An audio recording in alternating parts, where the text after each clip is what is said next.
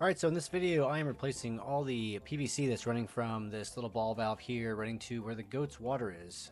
Recently I've noticed it getting more and more torn up because they ran it completely overground. It went over the top of the soil, over the planter, down the planter, slightly underground, and then back up above ground. So I removed the ball valve. You can see there I put in a quarter turn valve and then putting it in this water box so that I'm not stepping on it, but I still have access to it so I can turn it on and off as necessary.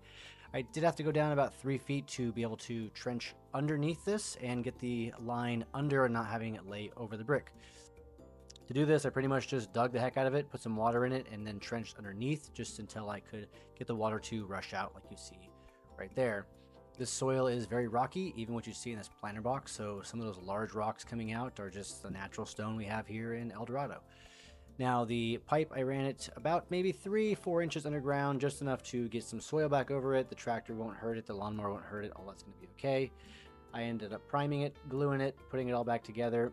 I did end up using some of the old PVC that actually went from the old faucet valve and put that back in there to tie it off to the actual T-post there where the goats get their automatic water refilled.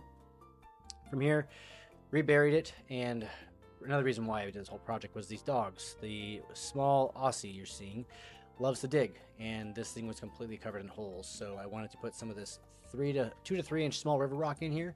That way she will hopefully not dig in the planter box anymore. So I did get about 4 yards, about 2 of it went in this area here.